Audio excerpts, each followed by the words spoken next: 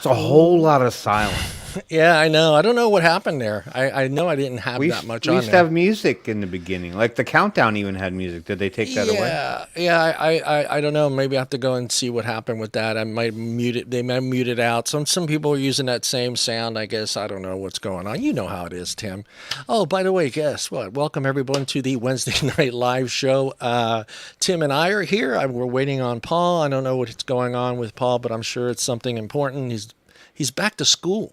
He's trying to be that I don't want to go all the way back to the teenagers, but I think he's trying to be that young adult and going, living that college life, hanging out at the dorms and, going to parties and drinking grain at 8 o'clock in the morning. Yeah. No sleep, studying and, I don't know about studying, but I'm sure he's getting himself prepared. Hello, Curtis.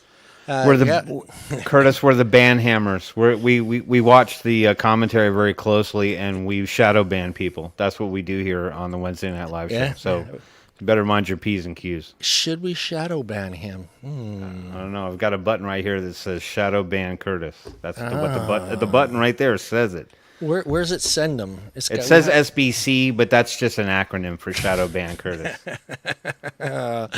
It'll send you to. I don't want to pick the worst state in the country because that might offend somebody, but it sends you to that place if you get shadow banned here. That would be your state. No. Well, city. Let's go city. City. My state. You be quiet, Georgia boy. You ain't got it so great over there, Tim. You have your issues as well. Yeah, we don't have Gavin Newsom. No, we're going to send him to you, though. We're going to send you. I hear he's looking at going from owning wineries to peach orchards, so he might head your way. Who knows, You never know. We don't have enough Gavins here in this town. Oh, hello, everyone out there. We will be saying hello to you all here in a second. I'm going to let Tim. Tim does it so much better than I do because I just F up everybody's names on there. And then I feel bad, and Tim makes fun of me, and I get all depressed and sad, and I start to go into drinking again, so I'm going to let Tim do it. I usually do that. I usually drive people to drink. That's one of my specialties. I'm very good at that. Tim's that guy. All right. Hey, everybody. Welcome to the Wednesday Night Live show. Let's say hello to everybody. We guess who's here, everyone. Guess who's here. Take a stab in the dark. Guess who's here. Curtis Clemens is here, everybody. Curtis Clemens. If you didn't bet at all on that particular play, then I apologize. But Curtis is here. Shannon Brown, how you doing? Good to see you back. Is it Aishlin or Ashlyn? Do you just not pronounce the A? Aishlin? You have to remember, my mom was a school teacher for 40 years. She taught me to pronounce things like they're spelled. So I'm just going to go with Ashlyn for now because I just think that the I is probably silent. I said Shannon. Green Thumb, what's up, brother? How are you? Good to see you here in the chat. Everybody, there's another troll named ZampleBox. We'll just forget about that person. And that's it. That's it. We got a light crowd tonight. 7 people. What's going on? Everybody's hiding. There's 7 people here, and I think everybody's hiding. Lucky number 7, John. Lucky number 7. I thought you didn't believe in that nonsense. You get mad at me. I have no 13. problem with negative number with odd numbers, negative and odd numbers. You're the one that didn't like the 1 and the 3 smashed together. You cannot tell me nothing bad has ever happened to you on 13. There's some great movies made using the number 13. I'm talking personally yourself. You can't tell me nothing bad has ever happened on that day. Nope. I look forward to lucky number 13. There's just something about an odd number like that just screams awesome sauce. I'm telling you, 13 is just... Would you go to Vegas and bet money on that number? Why the fuck not? I'm going to lose the money when I'm there anyway, so you might as well just bet it on 13 to begin with. Black 13. Yeah. So you want to explain what happened to Allison so everybody's clear on Allison had some prior engagement. We got kind of days mixed up, but... she is taking her parents to their anniversary, so she will be back not next week, but maybe the week after that, because we have a scheduled guest for next week. I don't want to mention who that is, but they will be. She will be back on. We'll make sure to get her back on as soon as possible. But we got our days kind of mixed up, and she thought I meant next Wednesday. And no, I meant this Wednesday, but it's all good. Allison is a good friend of the show, and she will be back. She'll be back on the show to give us some updates on what's going on as far as her location there. And also, I think she's with VMA, right? Yeah. Yep, she is with VMA. So she will be back. Oh, look, there's Luke. Luke, say hello Luke. to Luke. Luke, I am your father. Luke, I am your father. Okay, isn't that now? Didn't I read somewhere? He didn't say that. Okay, He didn't say that. You. That's what I said. Yeah, there's that whole concept where I can't remember. There's some weird psychiatric, psychiatry term for that. The Mandela Effect, I think, is what they call it. It's the Mandela Effect, and a lot of people walk around saying, "Luke, I am your father," and he never said that. He actually never said that in the movie, but. Unfortunately, everybody thinks he did because everyone. I did. Repeated it. I did too. I did, and all the way up into that time I actually saw it written down where he had never said it. I'm like, it was a trivia question, and I got the trivia question wrong because I automatically assumed he did say that in the movie because that's what everybody in the freaking world says. So that's right. Yeah. So Tim, how is Tim Swift's week going? Tim Swiss, I'm like cheese, man. I got a bunch of holes in it. Swift, fast, like Swift brown and serve sausage. Swift butterball turkeys. Swift trucking.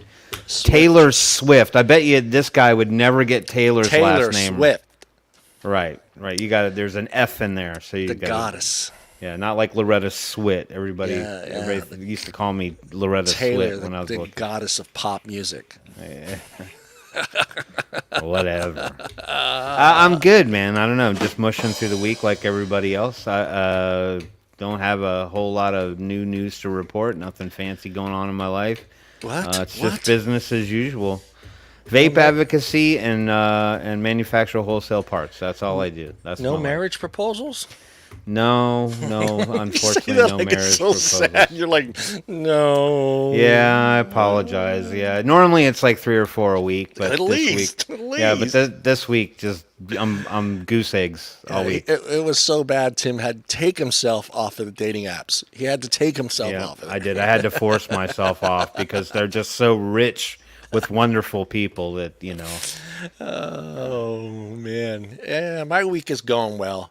I'm having one of those days where I have a lot of tools, you know what I mean? And I want to do this project, and I need this big fat drill bit to use to drill a hole, and I have 6 drills, and not one of them this big drill, and that's what it's been like all day today. Everything I needed, I didn't have, and I'm just like sitting there all day today going, I grabbed my Allen key little setup. You know those little. You ever seen them with all the Allen?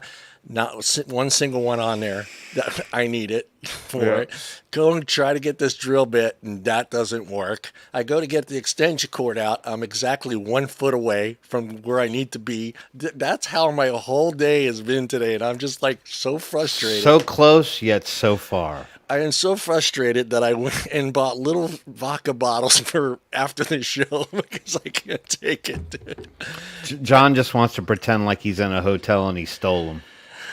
Oh, it's bad. No, I went to the liquor store, and look, I have not drank soda in months. And what do? I go and get a 44-ounce soda. Clearly hell is freezing over. Yeah, I mean, exactly. I mean, the extension cord, the drill bit, the Allen wrench, here's the other one. I'm hitting the tree trunk I have outside. It's already split in half, so I figured I'd just get this axe and I would hit the tree and split it the rest of the way.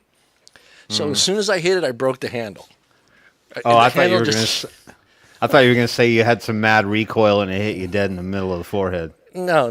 Oh, you would see it. You would see it. No. As soon as I hit it and it hit solid and it kind of split the tree, then the handle just fucking broke off. That's the day I'm having, dude. I almost wanted to just go to bed, go back to bed, curl up in the sheets, turn on the movie. Sleepless in Seattle. That's my next movie I need to watch again, and just cry in bed and watch that movie. I feel for you, man. I really, really do. I mean, it's been a while since I had a week like that. I've had a day like that before where everything goes wrong. You drop everything. You go to throw something away, and your hand is literally right over top of the trash can, and you miss. Yeah. That's the day I know when it's a shitty day when you like are an inch and a half away from the opening of the trash can and Yeah. Yeah. you miss. Yep.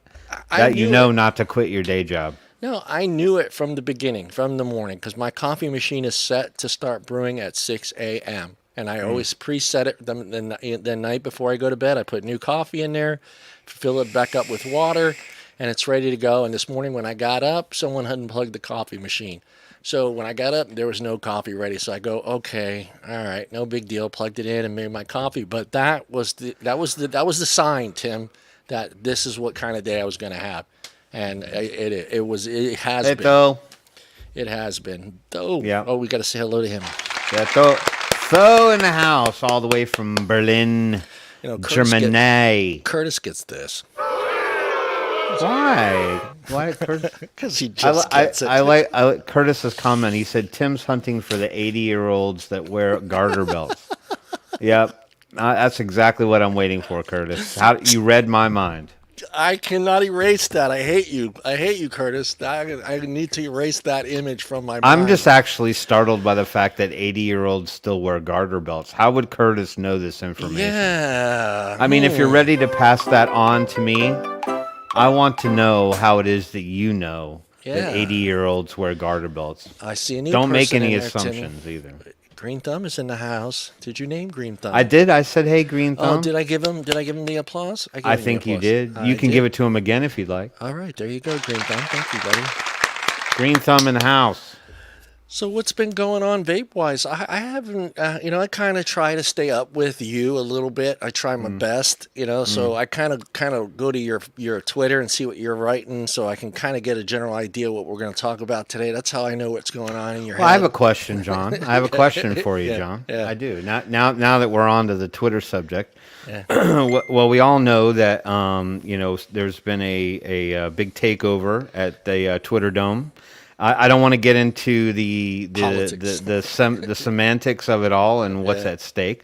Yeah. But do you think that this impacts vape advocacy or anti-vape advocacy in any way, shape, or form? Do you think that his taking over of Twitter will change the landscape for how we work for and against the ants?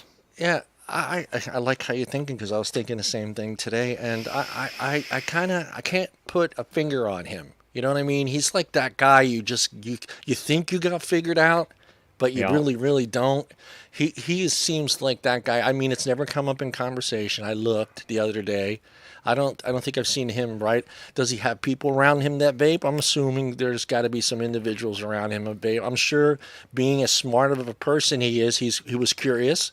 And I'm assuming that he's not going to look at somebody vaping and not walk up to that person and ask him what it is. Yeah. So I'm assuming he kind of by now has realized what this product is. But I don't know. I mean, he's never really stated his opinion for it or against it. I don't know if like I said, I don't know if he has family members that do it. Where's he originally from? Sweden?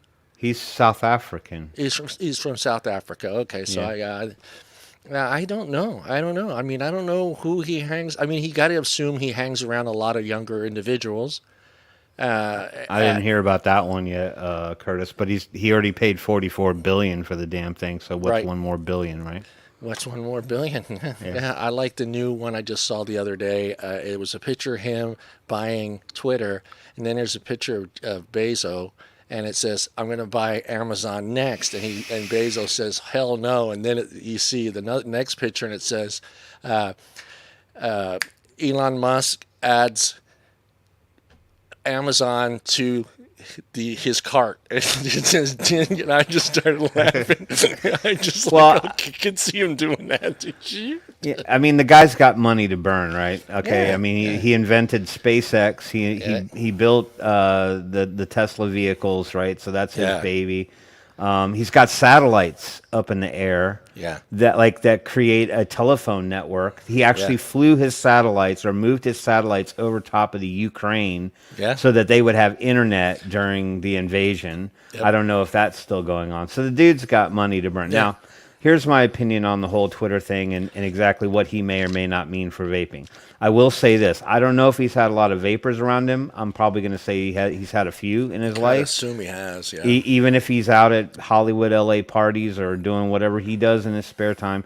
But everyone will remember his infamous show on with Joe Rogan, and he smoked pot on the show. Clearly doesn't have an issue with weed, right? So if he's, I think if he's for the idea of the legalization of marijuana, or at least the use of marijuana, which I have no problem with one way or the other, I would have to imagine he probably doesn't have a general issue with vaping. Now, do I think him coming on board is going to make an impact one way or the other? I'm inclined to say no. Because prior to him being there, the anti-vape rhetoric and the blather and the misinformation was left unfettered. They could push anything they wanted out on Facebook in the medical arena. Now, mind you, we can't really fight from a medical perspective other than share articles. We're not medical people, so we don't, we can't make any particular claims other than the ones that we make as consumers and what we've read. I just don't think you're going to see much of a change in terms of the messaging that goes on. I don't think, to my knowledge, anyone was removed from Facebook for vape advocacy or vape talk or... No. Okay, so in that regard, I'm going to guess that it probably won't mean any kind of a change at all for us because we're just not on the political spectrum in that regard. So, Yeah, I mean, I don't know how much influence he would have on what we can. I mean, does he even care? I mean, I don't know how much he could change as far as what we're allowed and not allowed to do on Twitter. Because, I mean, eventually you still have to answer to the government. So whether you're a company or a manufacturer or distributor, you still cannot make those health claims without getting punished. So, yeah, does he free up that ability to talk like that on Twitter and to post like that, I should say? Well, you're still going to have to answer to somebody. And it's going to be the federal government. But from what I understand, yes, Curtis, that's the baseline of his speak. Like the way he's talking. I don't know, that we really understand what that generally means. He just basically made a blanket statement to the idea that, he believes in how the law supports First Amendment freedom of speech. With that said, unless the anti-vape community was out there pushing rhetoric to the degree that it was deemed harmful, or for example, if we were saying something that was deemed harmful, there's a possibility that those kinds of things could be censored, because it would be pure misinformation. But I don't think that there's anything that's going to change from the vape sphere because of him taking Twitter over. I think it's just going to stay exactly the same. I didn't see anybody, but the only censoring and shadow banning going on Twitter around vaping was like anti-vapors, like blocking us from commenting on their posts. He did state he was going to go after the bots, and that's a good thing. It's a good way of getting rid of do I like the idea of everybody certifying on Twitter? Yeah and no. I mean, there's going to be a few people that are just not going to want to do that whatsoever, and they want to stay anonymous, and that's all fine and good. But is it worth to a lot of us to have that blue check mark by their name? I mean, is it going to mean anything after he just lets it go to everyone? But I have a thought on that. So if everyone will recall, like back when the vaping advocacy battle really got kind of underway, and everyone was encouraged to run to Twitter, everyone will remember that small window of time where all of the anti-vape propagandists and all that were all making the claims that we were bots, that all of our counterspeak indifferent to their claims or their statements. They said, like the uptick in voices on Twitter is directly relevant to that most of them being bots. And so that's why if you look around and a lot of us in our profiles put not a bot, because we're not a bot. But if you target the bots and you shut them down on either side of the argument or either side of the communication channel, ultimately I think it's a bonus win, because then people can't make the claim that we're bots. Right. Yeah, I kind of like the idea. I just think that you're gonna have a lot. I mean, I forget what their count number is. I know it's in the billions, but I mean, not everybody wants to give up that information. Not everybody wants you to know that they are who they are on there. They want to use, false names. And I mean, forcing people like YouTube, or not YouTube, I'm sorry, Facebook does it, right? Facebook is forcing everyone to start using their real names. Isn't that like their thing that they're trying to push right now on Facebook? Yeah, but I mean, and how do you validate that? I mean, you have to go through some process. I think. Well, you do now, because if you want to be political on Facebook, you have to upload your driver's license now to get that authorization. So if you don't have that authorization on your account as of right now, you can technically, everything that you post on their political can be wiped right away. So there is a feature there. If you go in there, you can go into settings. It's at the bottom. It says, do you want to verify your name and who you are? And this will give you the ability to actually start, like when elections come back up, if you want to start posting political stuff on there, you'll get a buy. You'll get a pass, to where if I were to post something and they didn't feel like it was something that should be there, they could just wipe it right away. So you're talking about this Twitter blue? Is that what you mean? Yeah, the check mark. Yeah, that's their way of saying this is who this is. So it's like you would have that on your thing, and that tells everybody that sees it that you are Tim Swift from Georgia. Okay. Yeah. So that's what he's wanting to do. He wants to make everybody get a blue check mark. So he wants everybody. Now that's the thing. See, it's just like is that information that a lot of people don't want to share. They don't want to share their address. They don't want to share their driver's license. They don't want to share certain information with the internet, feeling that who knows what Elon's going to do with that information once he gets it, or the company of Twitter, what they do with that information. So yeah, now would I like to see Elon say, hey, you know what? This is a great product. I think I'm going to start investing. Oh God, yes. I would be, yeah, we would all be doing this. Yeah, baby, bring it. I mean, what would it take for a billionaire like him, the world's richest man in the world, to jump on board? I mean, who would even go up against him? I mean, does Bloomberg go up against Elon Musk? Well, I mean, I think ultimately with something like that, I mean, you would just see probably, more stuff in the news, about, and people trying to silence him in some way. I'm trying to find this poll from Charles Gardner. Okay, I found it. Never mind. Yeah. We can talk about that too. I thought that this was interesting because I think it tethers into the question that we pose on the show. But is that the one with the what do you want Elon to change? No. Oh, okay, no, it's not that one. No, we'll talk about it in a minute. No, do I think it would make an impact on our fight if Elon got behind it? He bought into something. Bought into one of these companies, a device. I don't Let's think say device, because I don't think he would go e-liquids. I think he's more the type that goes, wait a minute, this is pretty good device. This is well made. I'm going to back this up. So we would need him to back up a device, than say a liquid line. Him buying into a liquid line, I think, wouldn't be a big deal, but him buying into a device, I think, would make a big deal. If he's willing to then take his money and then put it into the lobbying fight so that his device can survive the battle, right? Because he's going to have to buy in order to influence somebody. And you have to wonder where he's going to put that money. Is he going to be the type of person where he's like, okay, I understand the vape industry. This is all whataboutism, kids. Yeah, So I this mean, is what ifs. this is not anything that's been reported or anything. I'm Yeah. just saying, is he going to take that money and say, okay, I've studied what I'm putting my money into. I think this is a company that's going to be able to make changes because I can see that this whole vaping thing is saving millions of lives, and I want people to have that access to that type of harm reduction. But as I understand it, the industry / company that I'm putting my money behind is not big tobacco.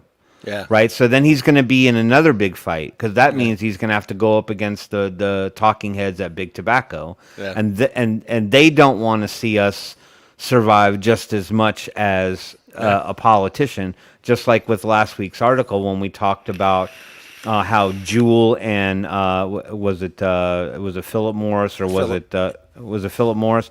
They actually endorsed the omnibus push for the Salt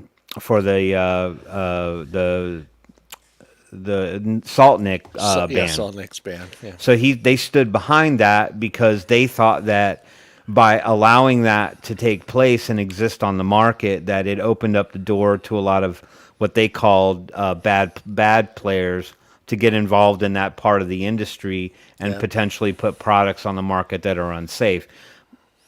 Self-preservation, right? I mean, they just didn't want to see themselves lose business because they're fighting a battle right now trying to keep their products. I mean, it wasn't Salt Nick; it was synthetic nicotine. I'm sorry, I take that back. They are Salt Nick. That they're fighting to get their Salt Nick products remaining on the market, even though we're looking at tobacco flavors and potentially menthol. If the FDA and the government don't vote on a ban on that. But I have some information on that as well tonight in the news regarding a potential menthol cigarette and cigar ban. It's a little blurb. We could probably talk about that. Not the cigars. Well, I think it's important, though. I do think it's an important thing to talk about only because they say that vaping is predominantly used by people in particular socioeconomic brackets. It's not typically used by the rich people. It's usually being used by people from lower income situations that are buy vaping products and use vaping products. So a ban on menthol would impact us, right? Because if they were to get rid of all the flavors, ultimately that would be probably one particular flavor that a lot of us would turn to, just because it doesn't necessarily taste like tobacco, which a lot of us don't want to vape either. Curtis cannot live without mango. You and Tim and me we're right there, but I could not live with. I'm vaping mango right now. Yeah, he's I'm got sure that. Tim is vaping mango. Got too. that mango freeze. Is that what you're vaping? Mango freeze. I'm finishing off that bottle. Yeah, I think I've got a couple bottles of it here. That was really, really good. I thought I had it, but I guess I don't remember that brand. I don't remember. Market, was it? Tango is the name of it. Yeah, but was it? Tango is the flavor. Fresh Market? No. Yeah, you're right. Hold on 1 second. Yeah, I can't remember the exact name of the company. It was, where's the bottle? I'll tell you. Hold on 1 second. Maybe I did dust it off. I'm still tasting a little bit left Hold on. on. Market Fresh. Market Fresh. Market Fresh. Okay. Right. Yeah. Okay. Very good line. I don't know who makes that, or who's the distributor, or who the chemist is, or who is the the guy that screwed the top on the bottle. I don't know, but it's very good. Marketplace. Is it Market Fresh or Marketplace? I think I don't have the bottle anymore. I don't have it in front of me, but I'll get it during the show. Paul just chimed in. We heard from Paul from the abyss of the depths of the cigar. There it is. What is it? Market Freeze is the name of the company. Market Freeze. Yeah, and the name is, hold on, let me get my cheaters out here. Good gravy. It is by E-Juice. That's it. The name of the company is E-Juice and the flavor is Mango Freeze or Market Freeze? No, it's Market Freeze is the name of the company. Okay. And it's Mango Freeze at 3 milligrams, and I don't see any other names anywhere else. I see a huge warning thing. And nobody better be making fun of me in the chat because I'm using this. Yeah, it's Market Freeze. and the flavor is mango freeze, and it just says e-juice on there. So e-juice is just letting the people that didn't realize that this was e-juice that it is e-juice. Yeah. Yeah, just like Okay. the warning label on the toilet paper that tells you how to use toilet paper. That one really kind of blows me away. That there are people in this world. It's 2022, damn it. If you don't know how to use toilet paper by now, you are in trouble. You should not need directions on a package of toilet paper on how to use toilet paper. That's all I'm saying. I'm going to relax, take a deep breath. Just go on YouTube and look for the elementary school teachers with the 2 balloons. You'll figure it out. No, it's real. That's how they teach the little kids. Yeah, they sit in a chair with 2 balloons behind them, and they pretend like that's the butt, and that's how they do it. But anyway, going back to the Elon Musk thing and him endorsing a vape product, we've already established that he potentially could be going up against big tobacco, and that would be a pretty tough fight. But he'd have the money to put behind it to battle against them, or at least have the lawyers to fight. Yeah. I would just hope that he wouldn't get in bed with big tobacco. Yeah. No. We need somebody like him. It doesn't have to be Elon Musk, but I think it needs to be someone that has a huge media presence, someone that has a huge social media presence, I should say. Just somebody that has a lot of money, and I'm sure there's somebody out there. I mean, I find it hard to believe that these billionaires that are out there have not run into an assistant, a son, a daughter, an aunt, an uncle, a cousin that is vaping right in front of them right now at this very second, and not curious as to what they're doing, or wondering, okay, are they wondering, are they doing weed? That's the problem I think we have. It's like that person who does see it for the first time. I think we're at that point where that's what that person thinks automatically, right off the bat. First things that comes off their mind is they're vaping THC. I get that question all the time. Yeah. And that's not necessarily coming from people who are naive and don't understand what I'm doing. Yeah. That's coming from people who are very aware of what I'm doing. Yeah. And they just see the device in my hand, and the first question they ask, they go, is that THC? Yep. And I'm like, no, it's nicotine. It's e-liquid. Yeah. No, I would like it. Everybody hashtag Elon Musk in a Vape article. Hey, I think you should look into this.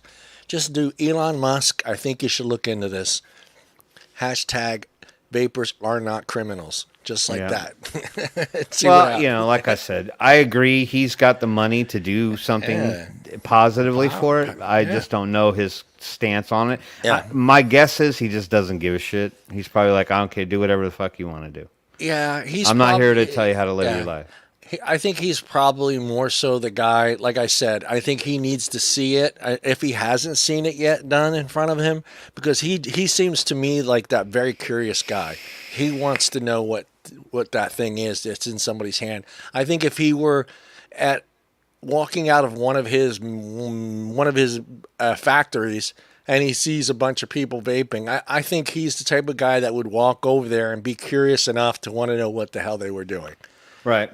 And I think he's also the type of person where he's 2 things, right? One, he likes an investment with ROI, so return on investment, meaning whatever he puts his money behind, he wants it to make more money. Yep. And I also think that ultimately he's the type of person who's an innovator, and he would look at something and say, "Well, that's a really great thing. How do I make it better? Or how do I make everybody want that?" Yep. You know what I mean? So I think that you've got some positives in his court but again, if he did see it, he might just see that as something that's faddish or in passing or something like that. I just don't know where he stands on harm reduction and stuff like that. I thought about that too, that he might think it was just a fad, but I think that it's been around for so long now that I would have to, I mean, wouldn't you say it's past its fad stage, being around for like 12, 13 years now? Well, I don't think it's a fad to people who have been engaged with it for quite some time, and I don't think it's a fad to the people who are just now learning about it or interested in it as a way to quit smoking. Yeah. For those reasons, I don't think it's a fad. Where I do think that it's a fad, I think it's a fad with kids. I think the kid argument is purely a fad. I think it was the taboo that showed up. and it was like, hey, I got to try that just to see what it's all about. And I think that just like with parachute pants and other things, those things come and go, and they just, to kids, they lose interest. They want to move on to the next cool thing. So that other shit gets left in the dust. Do you know what I mean? We move on to other things. Yep. Yeah, I do. I do think if there was something else out there that they would draw their interest, they would just go on to that thing. I mean, come on, we're talking about the same people. How long ago? 6 years ago that were doing Tide Pods. Give me a friggin' break. No, they're doing all kinds of weird shit. You know, they'll challenge themselves to anything. Yeah, but yeah. I'm just drawing on my Yeah. life as a kid growing up, and I do think Salute. that, you know, there was tons of things that we probably shouldn't have been doing that, you know, were trendy to some degree, and we did them or tried them. I remember being in high school and like all these kids had these little glass jars. These little, they were like brown colored glass jars, and people would open the cap and sniff them and get a buzz off of them. I don't remember what they called that. Huffing. Well, huffing is the term that what they do, but there was a name for that. Rush. That's it. Thank you, Curtis. It was Rush. I don't. What exactly was that, Curtis? Because I never tried it. Curtis knows. What was in Rush? Was it just sort of like yeah? What you guys? What is that? What was in Rush? Yeah, I don't know. That's They a good do. question. They know, I've but seen they it. must. They surely know about it. So Yeah. I don't. I remember it, but I just something I wouldn't do. okay. So all right. Poppers Rush locker room amyl nitrate. Ooh. Okay, I just remember seeing some kids in class doing it. Like they would like be like hovered, and they would just like cover it up and open the top of the bottle and sniff it, and then put the top of the bottle back on. Save some for later. I was I was a little too naive. Now Whippets, sure, yeah, Whippets, but that was a fad thing. Do you know what I mean? Like when Whippets came around, it wasn't something that I did continuously for days and months on end. It was like if we could go down to Electromax down in DC, we would buy the 20-pack of friggin' nitrous oxide canisters, and then we would, or the whipped cream canister things, and we would bring them home. Tim, were you going to Grateful Dead concerts? Looking for I went to one. I went to one, and this is a side story, but I went to one, and I didn't know anything about Dead shows. Like I just knew they were this big, massive party, and I remember specifically with the Whippets. You listened for the sound of the CO2 canister filling up the balloons across the parking lot, and everybody would friggin' run in that direction towards the CO2 guy. Yep. And then you had to get there. Everybody had a balloon, and you would run to that direction. And then, like, if the guys on the golf carts would catch the people out there doing it, because you could hear it, they would make them, like, they would shoo them out of the area. And so then all of a sudden, by the time you ran your ass halfway across the parking lot to get to the nitrous guy, he was gone. Because he had to move to another area of the stadium. He had to go hide. He had to go hide, baby. Yeah, I mean, I don't know. I just wish that... I know it's wishful thinking, and I know a lot of people in this community don't want anybody famous or rich or successful or Hollywood or New York business or LA, whatever you want to call it, involved in this industry, but it can't hurt. It can't hurt. Well, what's the pulse in the group? Like, you guys, like, chime in. Like, are you for or against someone with some pull, some influencer status, actually standing up for vaping and advocating for it and fighting for it? Or do you think they're just someone who's going to be seen as a jokester, or someone that's just not bringing anything worthwhile to the party and fighting for that? Because we talk about it, right? We say, oh, Leonardo DiCaprio, he's a big vapor. Dave Chappelle is a vapor. Yeah. There's several. I can't know other names come to the front of my mind right now. But I do think Eddie Van Halen, but he's gone. But there was quite a few. I mean, the Eddie Van Halen one, I thought that was someone that would have been, because he was doing it for the right reasons. He was trying to save his life. He knew he had gotten lung cancer. He knew he was going to die if he continued smoking, and he chose vaping. So that was the guy I thought for sure that we should have pushed to get involved with us because he had a story. He had a back. I got cancer. Somebody introduced me to this product, and we should have went after him because he would have been a perfect spokesman for this industry because he was doing it for the right reasons. He wasn't doing it because he wanted to profit off of vaping. He didn't do it because he thought it looked cool, all that nonsense. He was doing it because he knew he had cancer. He knew he was going to die if he continued smoking cigarettes, and he chose vaping. Would have been the perfect guy. Guy. Well, but maybe I'm a little naive here. It was DiCaprio a smoker? Yes, yeah. He chose vaping to stop smoking. Okay, I know Chappelle was a smoker. Yeah, and so I know that he did it. But which is stupid. Think about all the crap that he got for holding that device up there, and none of the crap he got for lighting a fucking cigarette up there. That's what pisses me off. It was okay when he was smoking up there. There was a few people that were upset, but didn't make any headlines, right? Didn't make any headlines. There wasn't no articles out there, crowd upset with Dave Chappelle for smoking on stage. No, there was none of that. But they saw him holding a friggin' Juul or whatever. I don't know which device he had in his hand that night, but that made fucking headlines. That was like, oh, the parents are upset. They're just, blah, blah, blah, blah. And I'm like, the dude would smoke a pack of cigarettes up there on a show, on a 1 hour show. I've seen him smoke like 20 cigarettes up there. Yeah. And that was okay. That was all right. That's fine. Yeah, I don't know why there's such a disparity in the way people treat smoking, and like, I'm not saying movies or anything like that. There's Paulie's on borrowed time tonight. Are you moving? Hold on, Tim. Are you moving or something? Everything is gone behind you. Are you getting evicted? No. Okay, all right. We're safe then. I'm actually going to sign the paperwork this afternoon for a home loan. So yeah, I am moving. Okay. The background just tripped me out. I didn't see nothing back there, and I was like, what? Yeah, it's... Paul got raided. No, I didn't. No. All right, Tim, go ahead. Well, I'm just saying it's funny to me, the disparity in the treatment of people who smoke publicly, who are people of notoriety, as opposed to when somebody who vapes. Now, the people that I know that vape, I don't know that they're all that discreet about it. Like, I don't think Leonardo DiCaprio is necessarily discreet. He's seen in pictures all the time with a device in his hand. Yep. So, I mean, whether or not someone wants to give him crap, but I mean, it makes you wonder why people are so, I wouldn't say compassionate to smokers, but at least are willing to give that a pass as compared to someone seeing a vape. And let's remember that picture that was when we did finally see him vaping. He was in the assumption at that time as well, vaping wasn't this big issue that it is today.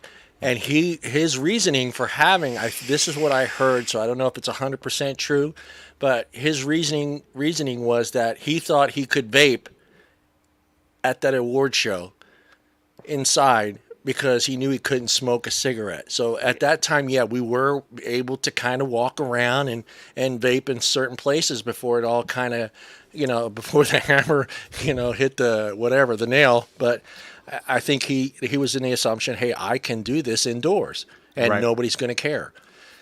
And because that picture is funny because that picture doesn't resurface until later, a couple of years after it was taken. It wasn't even a big issue that Leonardo DiCaprio was vaping at the Emmys. I think it was the Oscars, one of the two. Probably the Oscars because so Emmys nobody are really TV. Cared. So. Yeah. Hey, no one cared. But then, I think it was a couple years, 2 years after, all of a sudden that picture surfaced. Like somebody went on and rewatched that episode of whatever that show was and said, I remember him vaping, and kind of went and screenshotted it that he was vaping. But yeah, he one of those guys that I think so. I mean, he's all about saving the world. He's all about, environmental causes and cigarettes are bad for the environment. All the cigarette butts are on beaches and then all over the place. Yeah. I mean, I get what you're saying, Tim, but I think there are certain people probably that this community don't want, don't want around because maybe that's the example they send.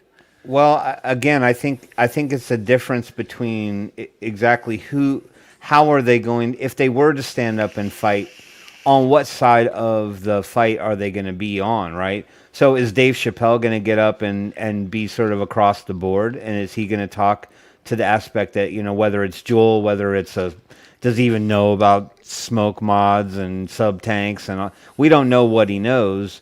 And so I think if you saw him standing up and endorsing vaping with a Juul in his hand, you might get some ire from the vaping community, because a lot of us are pretty sensitive to the idea that we feel that Juul played a big part in making it very difficult on us right now. Yeah. So you have that aspect of it, and then you have somebody like a DiCaprio, like Luke pointed out, or Green Thumb was it Luke or no, Mowgli pointed it out, that he's just not a casual vapor. He's not He's a a Juul vapor, guy yeah. from the grocery store. Yeah. He's like a mod and tank guy. So he knows more about it than the average Joe. Yeah. I think if I was going to pick somebody, it would probably be somebody like that, who's a little bit more tapped into the actual vaping community, and would understand the positivity in tobacco harm reduction, and that the pod style devices are reasonably acceptable as well. It's just that we're not necessarily happy that Juul is in bed with Altria. You want to throw your question about Elon Musk to Paul? You can let him Yes. respond to So we opened up the show with a question about whether or not any of us felt as though Musk now taking over Twitter would have any influence, positively or negatively, on the vape blather that's on Twitter. Well, that's a tough one, because Musk is fairly open to technology, and if we could prove to him that it is a life-saving technology, I think he'd try and help in some way, shape, or form. But also allowing a little bit more free speech as such, and some accounts that were locked down are now back again. Right. So be it. But it's, how do we approach Musk on that topic? And Hashtag Elon Musk. I'm just kidding. Okay. Well, sure. let me ask this question then. Is there anything on Twitter with regard to the vaping advocacy fight or the information that we put out there? Is there anything about Twitter and the vaping messaging that we use, not the anti-vapors? We already know they can say whatever they fucking want. Yeah. Is there anything that we're suppressed from doing on Twitter involving vaping? Now, and I don't mean team free shit like, okay, now we can have giveaways again. No. I don't mean that. Okay, I'm talking about, is there anything from a messaging perspective that we're suppressed from doing on Twitter with regard to information about vaping? I can't think of anything. I have seen some studies pulled down by the annies that we've put up there, the advocacy side of things. Okay. I have seen some of the documents removed, and there was no real clarification as to why they were removed. And I can remember posting something one day, and the next day it violated the terms because it was real science, and they didn't want to see that at that point. But I'm not sure. I'd like to see where Musk goes with all of this, actually, and whether or not he sees the benefits overall, or he does take the side of the ants. Yeah. We don't know. Yeah, we don't know. I was just like I was telling Tim, I think you're right too, like you said it. I think he's someone that is very curious. And I think if he were to see that product, I think he would be that guy that would kind of walk over to someone and say, "What is that you're doing? Like, what are you doing? Let me see that device." And I think you're right. I think he's someone that would look at it and go, "I can do this better." You know? I mean, hey, an Elon Musk a mod. I mean, or maybe we just need, this would be hilarious if some astronaut decides one day to just vape in space. Dude, just pull out his vape mod, hit it while it's while the world is watching, and go. But don't you think that's worthy of testing? Like How does nicotine affect somebody in space? Yeah, yeah, dude, I would. I mean, who knows how it impacts the body at weightless Yeah. weightless The levels. Aints would have a fucking. They would just go insane if that would make the 11 o'clock news or CNN or CBS News. Joe Bob, the astronaut, first man vaping in space. Well, See him in his mod. Space Jam would certainly be even more obsolete because some entrepreneur would create something called vapes in space or something like that. Yeah. And it would be the flavor line that's the favorite of all the astronauts. Yeah, preferred by astronaut and the guy's name. Yeah. Hopefully it's wow. Hey Tim, hopefully it's mango, right? Yeah. Wow. Yeah, because Okay, the astronaut's is not going to hit a tobacco flavor up in space. He's going to be throwing out some mango, some watermelon. You never know. He might like a good RY4, He might just be a classic MTL vapor, and he just likes a good woody tobacco. It would be great, though. I think the Aints would shit their pants. They'd be like, "Are you freaking kidding me?" Well, Stu's here. I'm popping Stu's question up. Yeah. Would a vape last during the flight to space? Well, all I can tell you, Stu, is I know that my friggin' pods leak whenever I take them on a plane. So I don't know. I don't know what would happen if you tried to take it completely outside of the atmosphere. And then fly it up in this That's thing. test worthy, though. Don't fill up your tank until you have reached your destination. And then once you're in outer space, then fill your tank up. Well, we need to know these things, right? Because, we're in 12 years, we're all going to die anyway because of climate change. So we're going to have to get moved to a completely different place. So probably some kind of a space station or alternate planet that they're building up there. Right. And we need to know if we can safely transport our vape gear from Earth to this new home. I'm not a space engineer, but can't they like hit a switch and turn off the anti-gravity thing and just kind of walk around while they're up there? Or is that just me just seeing Star Trek in my head? I think they're pretty much strapped in most of the time, or they got weighted shoes on or something. Yeah. No, because I'm just trying to think how hard it would be to take your bottle and try to squeeze that liquid into the tank while you're in zero gravity. Dude, I don't think the liquid wouldn't fall into the tank. Like, yeah.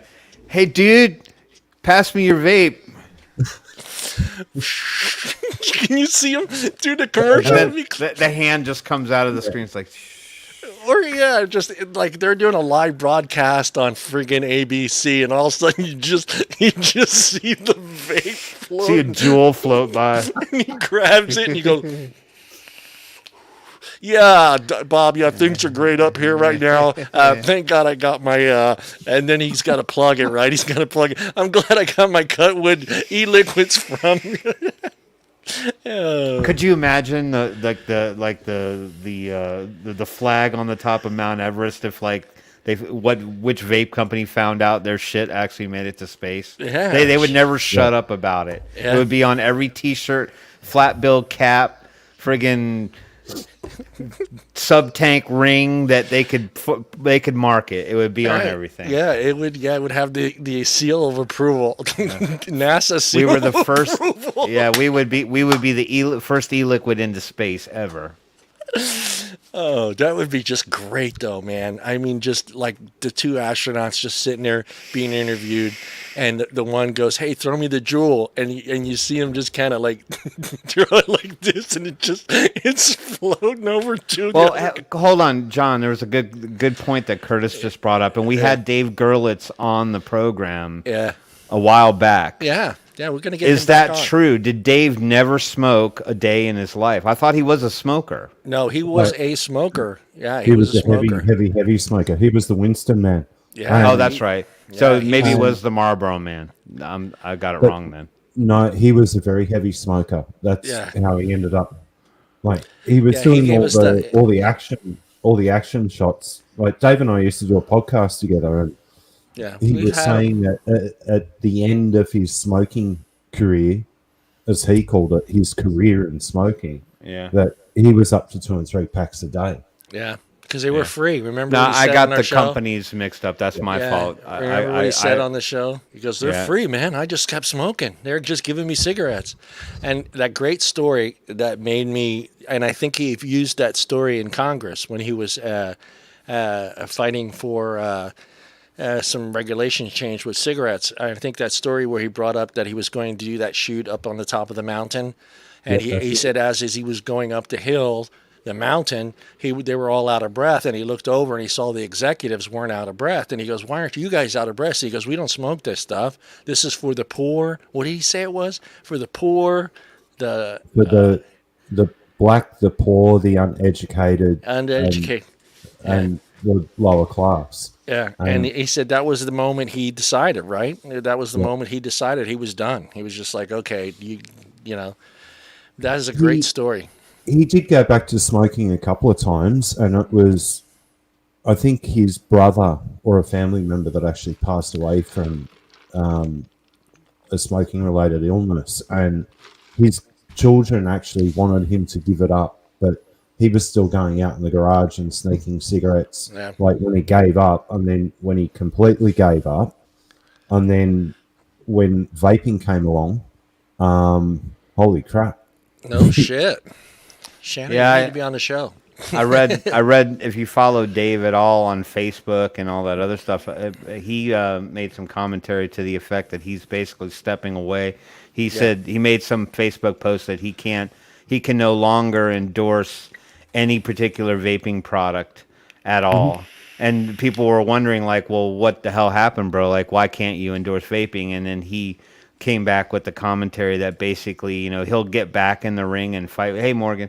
He'll get back in the ring and fight when he's sure he understands who the players at stake are.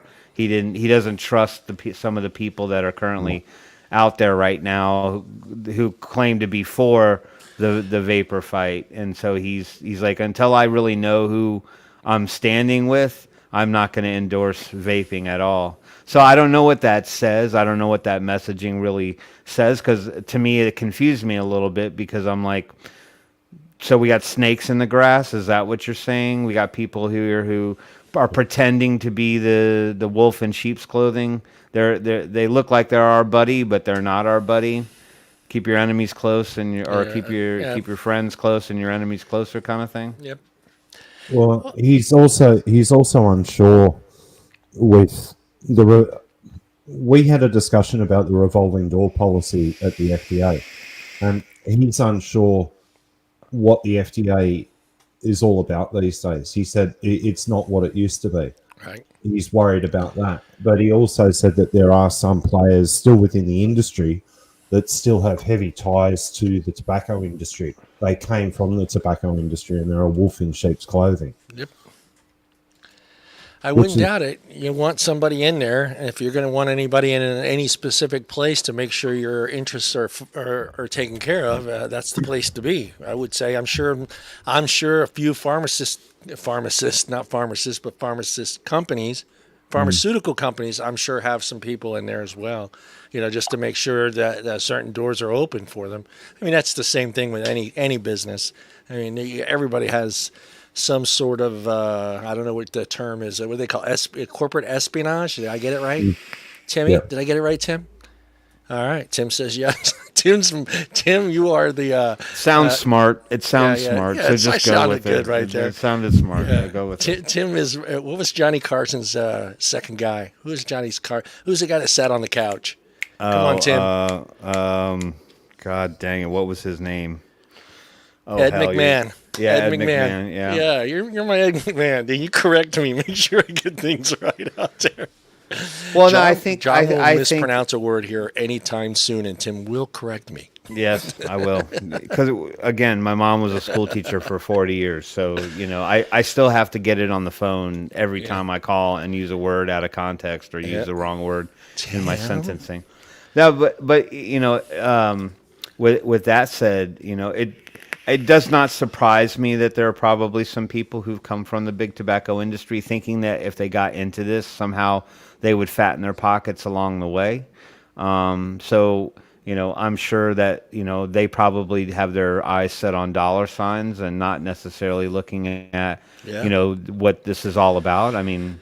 Yep. It's not hard to see that, the government is poised to keeping smoking available.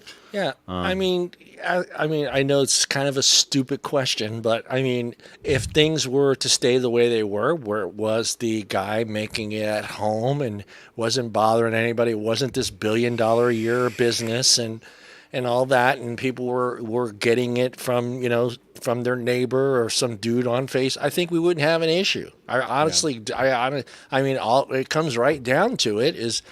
Bottom line, this product affects many companies' bottom line, and that's pharmaceutical companies and the tobacco companies.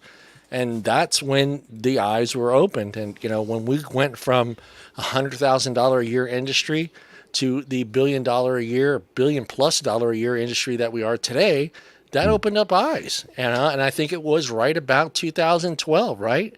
It's about 2012, 2013. I think that was about the time where all of a sudden it's like, whoa, the numbers started changing. People were switching over. They were coming over to vaping. I think big tobacco started seeing a little decrease in sales throughout the country, throughout the world, and said, oh, maybe we better start paying attention to that. Because I think it was like 2014, 2015, you started seeing them trying to buy companies, remember? And companies, and some of these companies were like, fuck you, get out of here. We don't want you around. You were not selling. But there were some eventually that kind of pandered to their money's money, but finally just kind of stepped away. And I think the big one was Cutwood. I think Cutwood, maybe there's some before Cutwood, but I think Cutwood was the first big name that sent shockwaves through the industry. Like, oh shit. Well, Cutwood was manufactured by Molecule over in California, and Molecule also did. They had another 12 lines from memory that they were co-packing, and then Molecule went on to become the packer for Blue.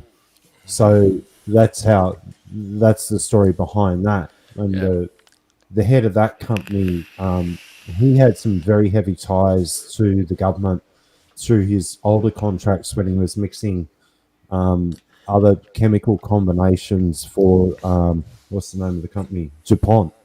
He was doing coverings for those guys and paint type systems. So he already had very heavy connections to the government. Yeah. And that was a logical progression for him. But Mike Welsh is the owner of that company. But now, Blue's their main product, but they still do co-pack for a couple of others. But isn't Cutwood still available in C-stores and places like that? I have not seen a bottle of Cutwood in a long time. Nowhere. Oh, okay. I thought it was still available. Think there were some shops. I remember the shop here, and when this first took place, they pulled it off their shelves. And they were just like, absolutely no. And the guy that owned it, I can't remember his name, but he again, a 30+ year smoker, was trying to beat this, and he was adamant about not having a single product on his shelf that came from or was owned by a tobacco company. I remember him pulling every single bottle off the shelf, even though it was one of his top sellers. Mm-hmm. Yeah, and it was. They had some great liquids in the early days, but 2013, 2014, they were the 2 years where a lot of things changed and companies got very big very quickly. The liquid makers that were there in the early days, like a couple of years before that, between 2010 and 2013, they were still there, but they were getting bigger and bigger and bigger. And anyone that had any knowledge of mixing or could create a liquid line at that stage become pretty much overnight an instant millionaire. Yep. It was a gold rush. Yep. And that's what I've always said, devices, that's one thing. China took care of that side of it. The modders that were in the US, they slowly creeped away and got either taken over or manufacturing was sent to China. But liquid, that was always the gold. in the industry, and Yeah. that's what we've all been trying to hang on to for all these years. But even liquid now is being manufactured offshore. Yeah. Um, Well, pennies and dollars not are by manufactured. choice. Let's be honest. It's not by No, choice. Yeah. no, no. The, They're the just preparing. hands being forced. Yeah. But where is it going to go from here? I don't Right. know. But we we as an industry or as developers, we're the ones that have actually helped the pharmaceutical companies, believe it or not, come up with all the different variations of nicotine. They're only dealing with one side of it for their gum sprays and patches, and then we've come in over the top now. We've done all the heavy lifting for them, and they're trying to take the credit Yep. for what Yeah. the industry has now done.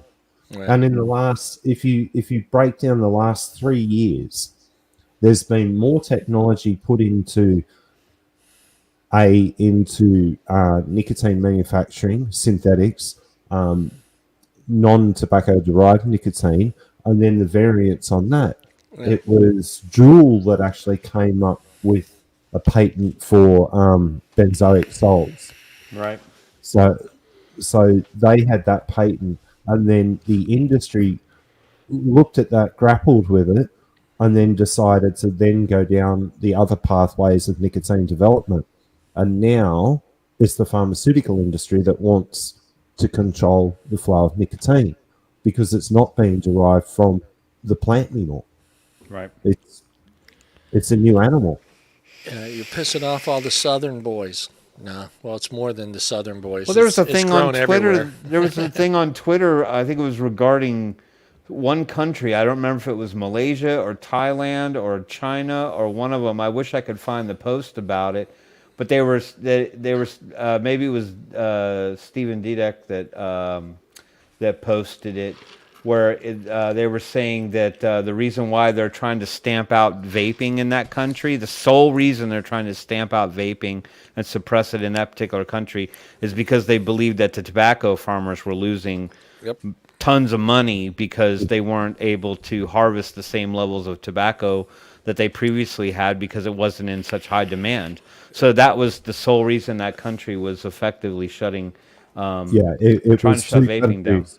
It was China and India, because India, believe it or not, they also do nicotine extraction from the leaf over there, and some of the base product was coming out of India. China, because it's owned by the state, or the tobacco industry is pretty much owned by them, but they're losing a hell of a lot of money, and it was those two countries. It was India and China. But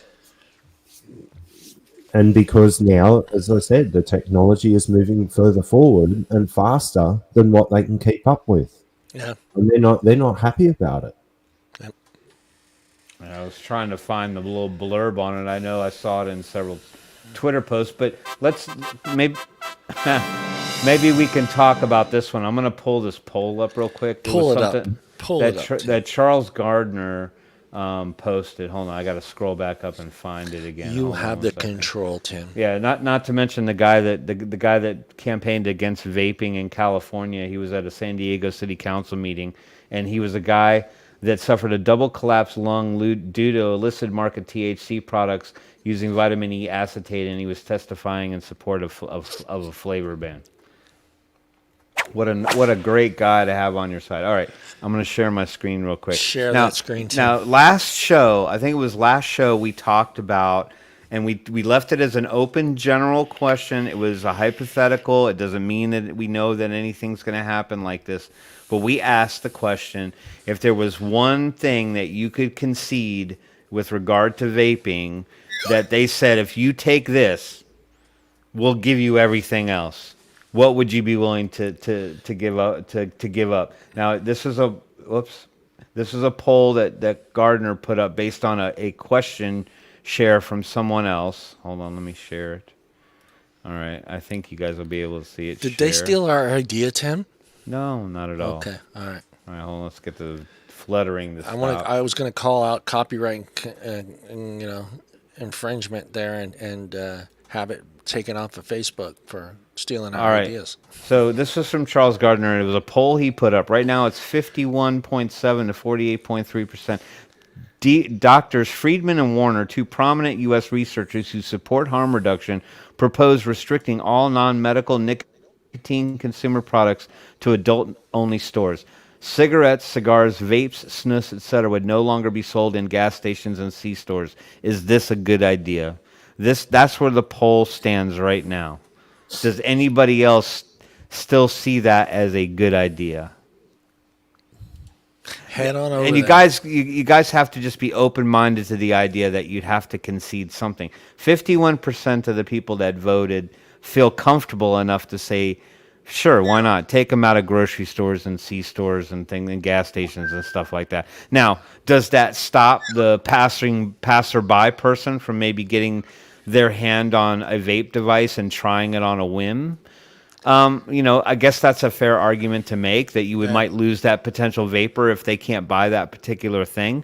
But let me ask you this question, right? So The impulse buyer. right, the impulse buyer. So in that regard, if you live in a particular state, now this would obviously be nationwide, but if you lived in a certain state, like say Virginia, I lived in Virginia almost all my life, we could not buy Jack Daniels or Fireball or Brass Monkey or whatever the hell you wanted unless you went to an ABC store. Yep. You had to go to a state government regulated liquor store or a package store to buy your liquor. Why would this not be seen as almost the same exact thing? To say that if you want cigars, cigarettes, vape stuff, whatever you want, snus, to chewing tobacco dip, you have to go to these kinds of stores to buy it. What would you not? Would you still miss out on the impulse buying vape or potential vapor if they knew they wanted to try it, but they knew that they had to get it at a place like this? Would it not be the same as them saying, man, I need to go pick up a bottle of Jack and I got to go to that special store? Don't you think people would adapt if you said this is the only place you can get it? In a way, I do, because I'm trying to think back when it happened to me, and it happened to me. It wasn't at a convenience store; it was at a Walgreens, and it was just me seeing the blues there, and kind of jumping on board, and I heard people talking about it. I should try it, blah blah blah, but until that point in time at Walgreens, seeing it for the first time and going, okay, but then again, we think about when you were a smoker. I don't know how you were, but like if I went into a store and they didn't have Camel filters in a box, I didn't grab another pack. I went to another store and I went to go find my brand. Were you like that? No, I would just get something comparable. You would, oh man. Yeah. Yeah, if they didn't have and it happened to me when I was a smoker. I'd go in and I'd be like, I want those particular cools. Well, I don't have the blues. Well, then just give me the greens. Whatever. Like if they didn't have Marlboro Lights, I'd probably just say, go ahead and give me the Cowboy Killers. I'll just go ahead and smoke those this time, and then next pack around I'll get lights, or whatever. Because at that age, when I was smoking at that point, not in the later years, I was not buying cigarettes by the carton. I was only buying them by the pack as I needed them. I just would get something comparable. But I guess my point to this is that we're only talking about convenience stores and gas stations with no access to those particular items. What do you think the percentage of potential vapors lost is if you were to not have that ability to impulse buy in those particular places? A high percentage or a real low percentage? I'm going to think just because I remember being a lazy motherfucker, I don't think I would. I think it's always that convenience factor. Do I need to go out of my way to go to a vape shop, or can I just go to the convenience store and buy a pack of cigarettes? Right. So for me, I'm going to say no, I probably wouldn't go. I probably continue. So you think it's a bad idea to take them out of the C stores and the gas stations? Yeah, I do. I think because I've seen. I mean, even now that I don't smoke, I still see the average guy come in there and still see the guy say, "Hey, you know what? Let me try that. Let me give that a try." Does he keep trying it? I don't know, but at least I see it every now and then. I see that individual every now and then go, yeah, you know what? Let me give this a try. And it's usually, this is funny, it's always when their kids are around. I've never seen anybody do this without having a kid around. And I think it's just looking down at your kid and looking up there, getting ready to buy that pack of cigarettes, and all of a sudden you're just like, you know what? Let me try that. And Right. But yeah, I don't know. I think we're lazy. I think the smoker, like I said, I was at that point. I was a different smoker than you. I had to have Camel filters in a box. I didn't smoke Camel 99s. I didn't smoke Camel non-filters. I didn't smoke Camel lights. I wanted regular Camels in a hard box, and it had to be a hard box too. That's the other thing. That's how bad of a smoker I was. I did not buy soft pack because they just got ruined in my pocket. So it always had to be Camels, filters in a box. So I don't And know. you would go to the next store to get them. I would go to the next store to buy a pack of Camels. Yeah. Okay, that's so I how was. does that relate to taking vape stuff out of the C stores? I think that I'm just saying. For me, I wouldn't. I wouldn't. I wouldn't. If I had to go, I needed to see it for there at that place. And how many people are going to go to a vape shop when it's 10 miles out of their way? When they Yeah, but don't you think though that if this was the response, you would well, see just more think how many vape times shops you go pop to up? your convenience store. Think about how many times you go to your convenience store. Not very often. Well, you don't stop to get gas. Yeah, but I don't normally walk in and buy something in the same regard. But though. when you were smoking, did you stop to get gas? Well, maybe more often than maybe more often than. I think the reason So why now are you going to get back in your car after getting gas, going into the store, buying your snacks and all your other bullshit, get back in your car after you're done and drive to a vape shop?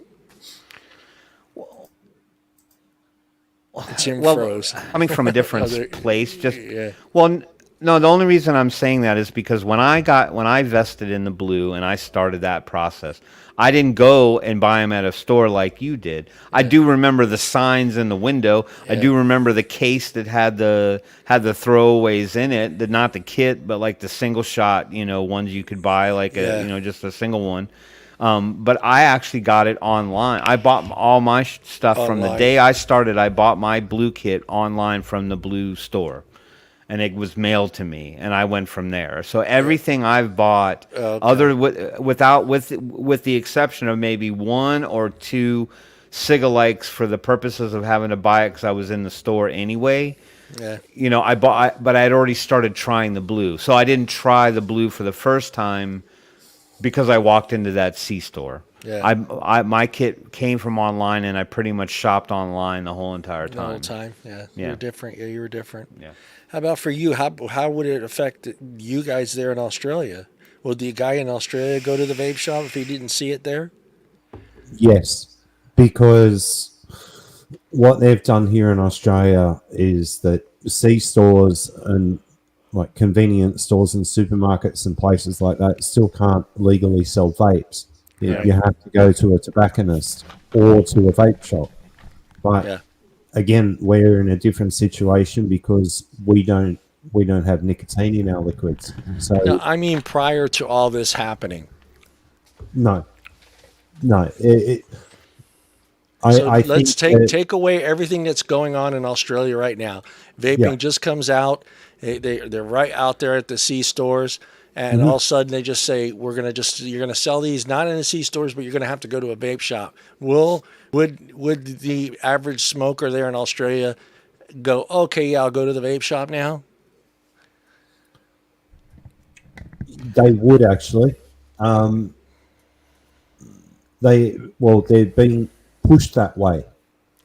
Instead of being able to buy it at a convenience store. That's the difference.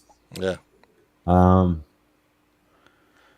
don't know. I mean, part of me is like, yeah, you might lose the periodical impulse buyer. Yeah, I mean, yeah. first of all, in order to fire that base up for people to be like that much of an impulse buyer, you'd have to legitimately get rid of the fear around e-cigarettes in the first place. Right. Because there's probably a lot of Advertisement, people. Yeah, there's a lot of people that probably would think that they're just as bad as cigarettes. So why are they going to get it when they know they can get something potentially cheaper in their mind's eye that's just as dangerous or just as harmful. So if you still have the fear factor, probably less people are going to buy on an impulse. But I think if somebody was driven to say, I need to quit smoking, and I've heard this vaping thing works, I think if they knew the only place they could go get that shit was at a vape store or a specialty type store with a tobacco license, they would have no problem walking into that place to try it, to get one and see how it goes. Correct. I don't think they would squabble too much. No, That's just my opinion. but I think that devices like mods or multiple battery devices should be in a specialty store. I don't think they should be available in a C store. No, but disposables, yes, and snus and things like that, yes, I think it should be available to give the customer the option to try that type situation. I got something for you The guys. convenience, I think the convenience of that is one thing, but removing it all across to a specialty store, that's a lot to do that kind of thing.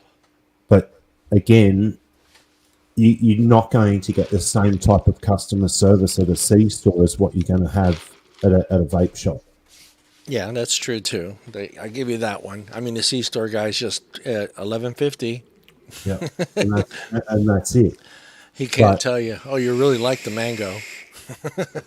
Well, okay, well, He can't tell you. but then would that, okay, here's the question back at both of you then. Would that then bring the rise back to brick and mortars and chain stores of brick and mortars in towns or states that could be able to help you at a much higher level?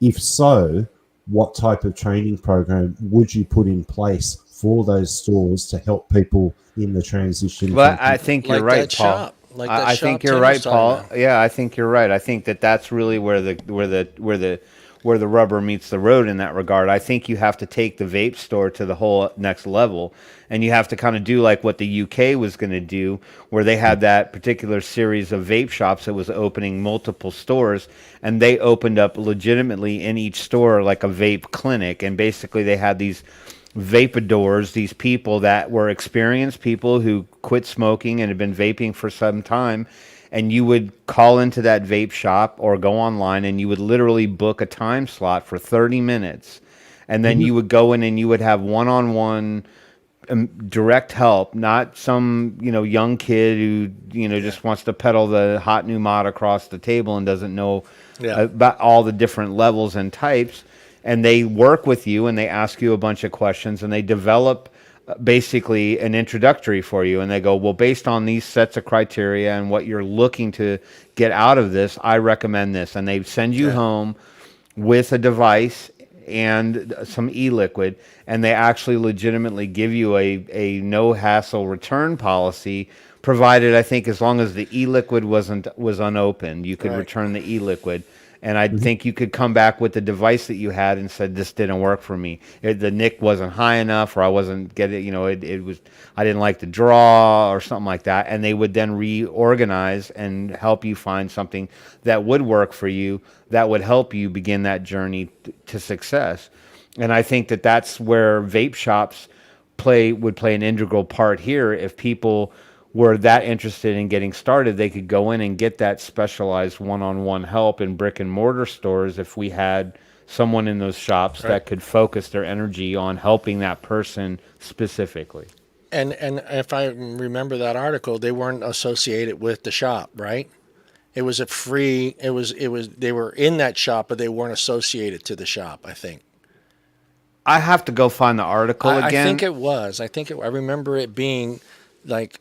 I just know that the company that started opening the vape shops was purely like an online company. And then they had just branched out and started to open retail locations. It was called Vape Clinic. That's what the name of the thing was. And they were opening them up in all the shops. And I think the reason why I think that it was the actual company who opened them. And the response as to why they opened them was because of the COVID pandemic. They had a constraint on availability in the actual clinics that were set aside for UK public health to help people and get them onto vaping. They did not have those facilities available and accessible, so the vape shops decided to take up the slack and do it on their own. Yeah. I Well, like it. we even asked here. We asked the question to the government, and they wouldn't entertain it. That we wanted to do Zoom conversations or calls with prospective clients and help them through for the online purchasing when the stores were shut down. The government wouldn't play with us on that one. We thought it was a great idea, and we could talk to you like this and show you a number of different devices, and then we'd have an online portal where you could buy said devices. Right. And they wouldn't entertain that idea. Right. Bastards. They didn't want to. All right. So can we revisit the whole vaping in space thing? Yeah, man. Is it done? It's already been done? Don't tell me it's been done. We missed out. No. Okay. But Elon spoke. Elon spoke. Oh, I don't have my sound effects. Damn it. Go ahead. All right, hold on, there you go. Very good. All right, let me pick the screen.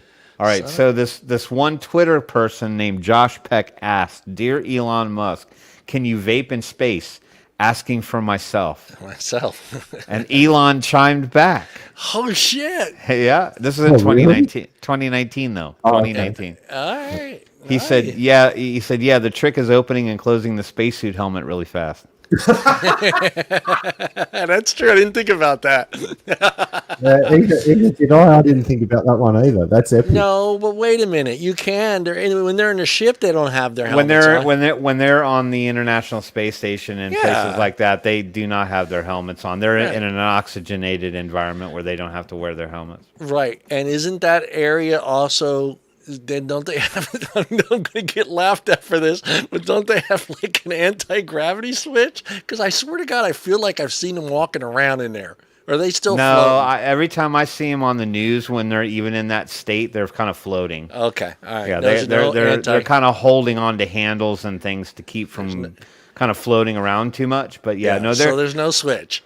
No, and that's the whole entire reason as to why when they finally come back down to Earth, they have to go into a decompression chamber for about 5 days in order to kind of get their muscle tone and their strength back, because once their bodies are in that weightless environment, and they're like the spaceship that just took off, the one like yesterday or whatever it was, and they sent all those people up. One girl that was on that ship, she was going to be up there for 6 months. 6 months in complete weightlessness. So her body's going to lose a lot of tone, and her muscles are going to react. Her body is going to react weird to being in a weightless environment. So I do think they have to work out and do a bunch of stuff while they're up there. I think it's called muscle memory. Yeah. You lose muscle memory. And so once they get into full gravity again back on Earth, they do have to go into a chamber for about 5 days to kind of get their bodies balanced back out. But similar to a hyperbaric chamber that they use for diving.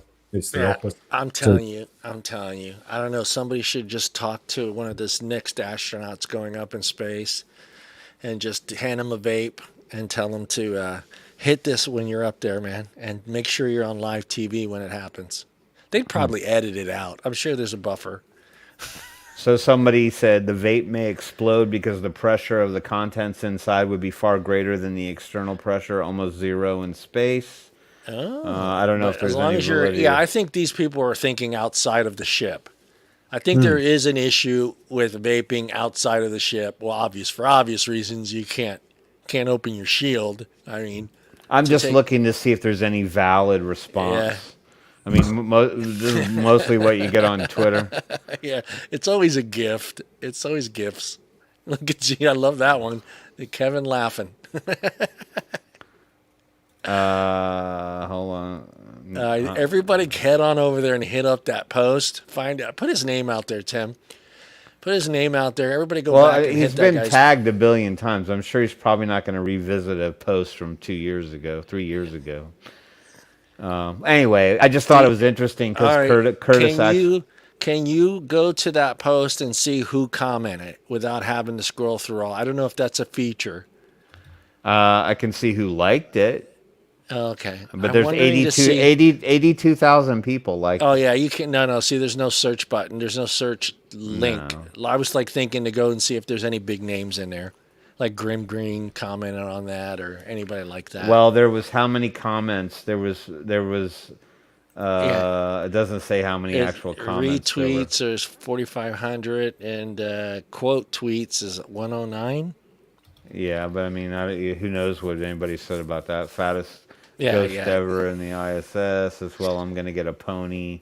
If you want a fruity suit from the inside, it might work.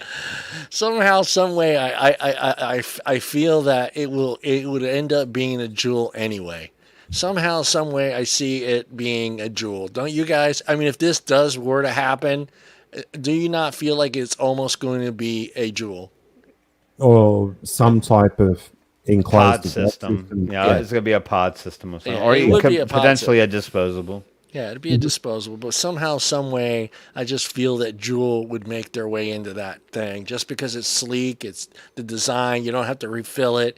It would be like at the top. Okay, yeah, and Jewel would pay that astronaut. And like Tim says, after he gets back, they'll slap a seal of approval on it with the guy's name, and it'll say NASA approves this Jewel device. Yeah, whatever. Well, I don't know that they could even do that because they're government owned. But I think if they were to announce that they were going to do a test with vaping in space, it would be a money race to the front of the line to see who could pay the most amount of money to have their device be the one that goes up in space and gets tested. And you know who's going to win that war. Yeah. Right, it's going to be the tobacco lobby because they've got the most money to buy it up. Paul will put up a fight. He'll throw out some money here. Paul will just tape a couple bottles of his own blend right to the side of the rocket. Or even I'm using a disposable that got sent to me this week by a company. And this is the first one that actually has a USB-C. They're rechargeable, yeah. This is the first one I've ever seen. No, we got a bunch of them. My son has one that's rechargeable like 2 times, but then it's dead. Yeah. Well, this is still a disposable, but I will say, I'm not going to say who the company name is, but the flavor in these is on point. Yeah. I'm actually shocked. Yeah. And this has a mesh coil in it. It's pretty good. Am I going to get some shit for saying the same thing about the one that I had? No. What? This one here, this fruity Hawaiian was so freaking goddamn good. It was ridiculous. That's all I'm saying. And their mango is, I'm going to say, the second best mango I've ever had. And I don't know who this is. Flume? Don't know them. Yeah, Flume is the brand. I don't know if they're run about $15. I think $15 to $17, and it lasts me forever. But that mango, whoever made their mango, it's the second best mango I've ever had. It's the second best mango I've ever had. This one's a kiwi strawberry. The black one is an apple. Then I've got a mango. First time I've ever had a passion fruit in a pod type situation. Tim went to go look for his disposables. and then I've got these other ones. These are 4,500 puffs. And I'm like, that's what that one is too. Wow. 45, yeah. It lasted me a long freaking time, that thing. I mean, I can actually, I'll bet you $10 right now if I hit this thing, I will get vapor from it. And it's been sitting in my drawer for a different shape one. And these ones are actually really good as well. No, it's done. It's got some great flavor. It still tastes so good. Can't even get a pull off of it, and he's still trying. You can still taste. Yeah, you can still tweaker. He's a tweaker. I'm a tweaker. Yeah. See, I've never even tried a disposable because I just can't bring myself to pay $18 for something I'm going to throw away. Yeah, I know. Everything. If some disposable company out there wants to send me ones for testing, I'll be happy to test them out for you. I'll be happy to test them out for you. Send your samples to Tim Swift at. Are you ready for some news, Timmy? Heck yeah. I'm ready for some news. Give me some tappity tap, Timmy. All right, you got to give me an intro.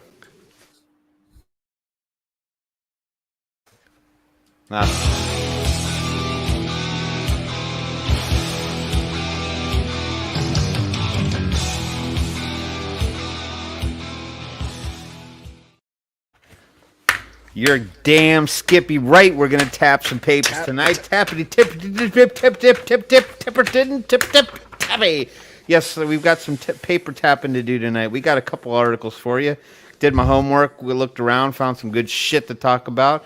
Try not to talk about too much negative stuff. I try to find the good stuff. I try. I really do, because I feel like we need some good news in our lives.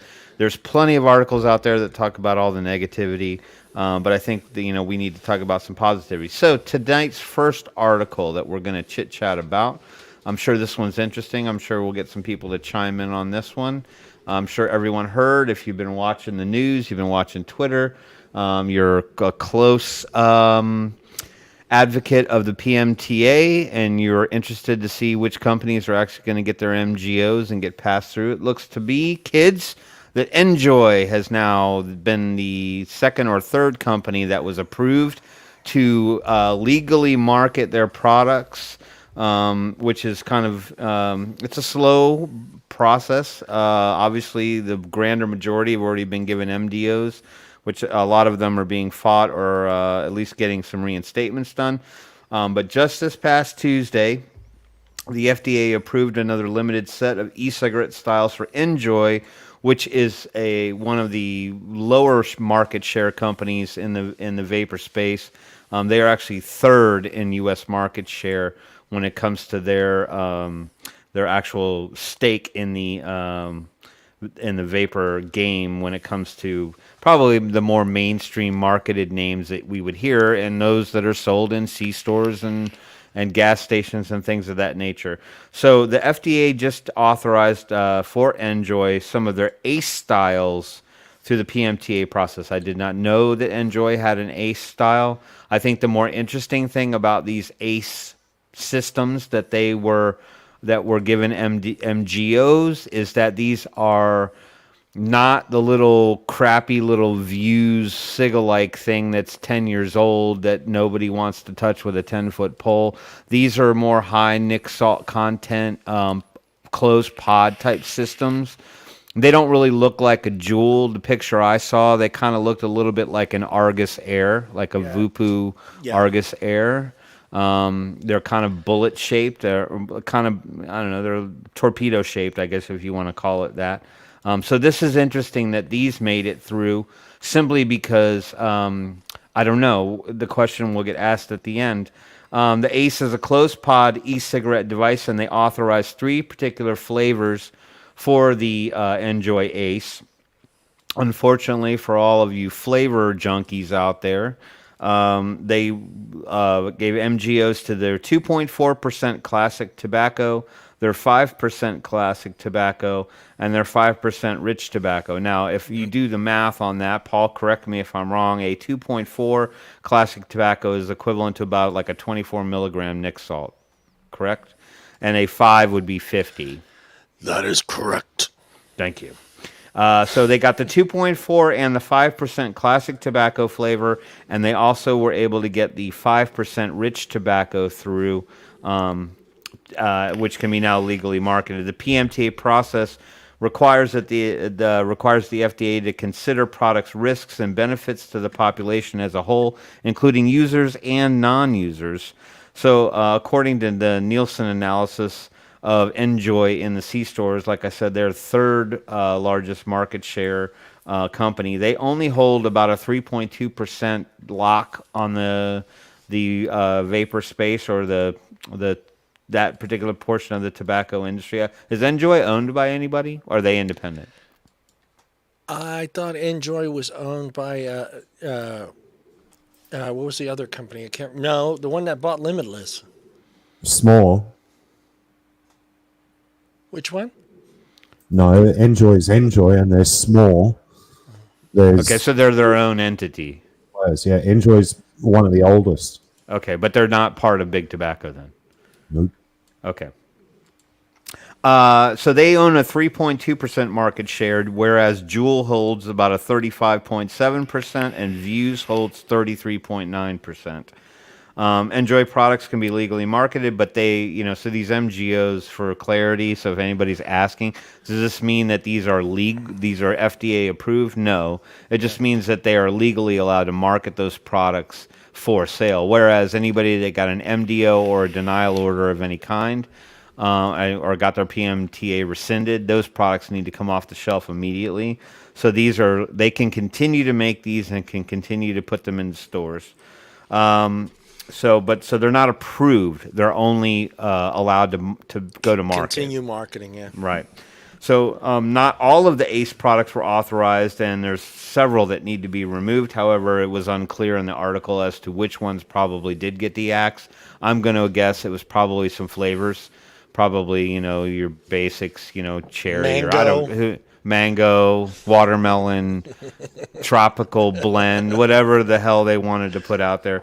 All those were then denied, and they said that it was quite interesting that 2 of their menthol applications are still under review. They did not get their menthols with MGOs. They're still currently under review. Now, here's where it gets a little interesting, and I don't know. I don't know much about exactly what's going on here.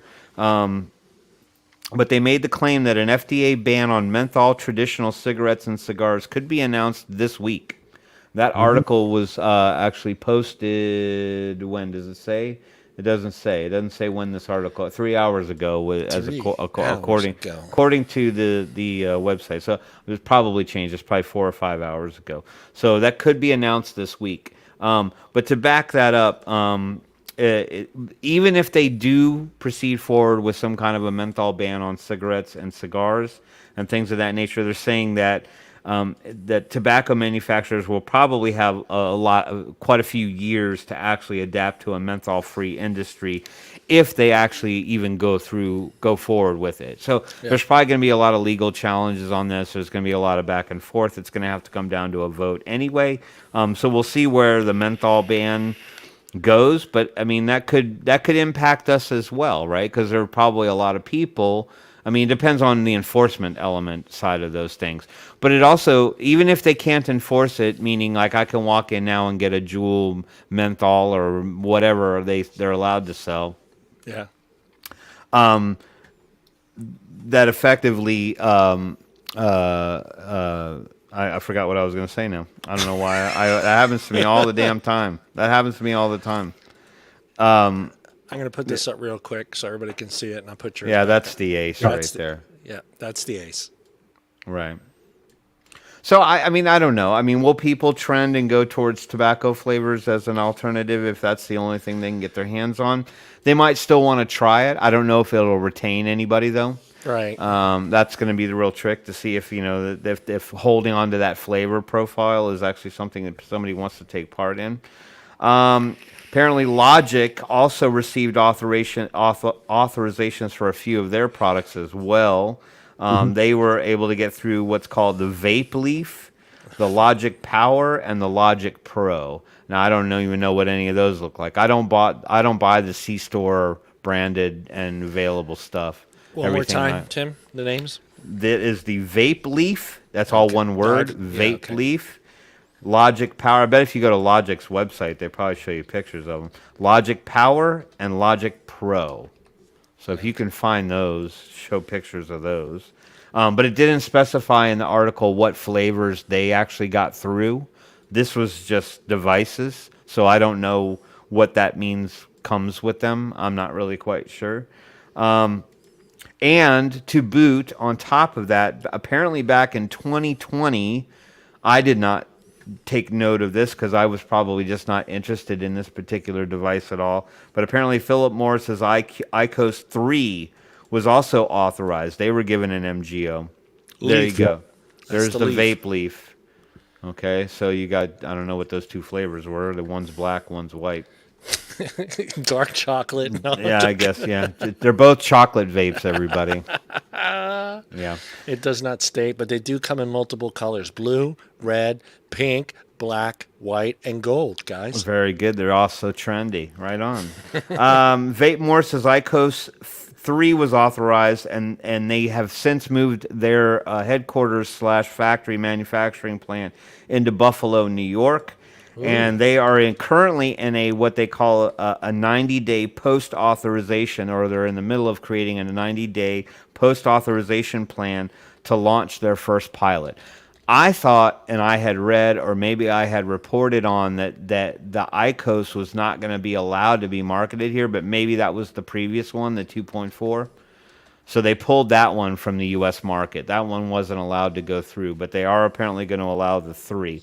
Now, I have gone into C-stores to get other things not related to cigarettes or e-liquid or vaping, and I have seen the spot on the shelf where the IQOS is supposed to be, but it wasn't there. There was nothing there. The shelves were completely bare, so obviously they had pulled it. But for whatever reason, I'm just not...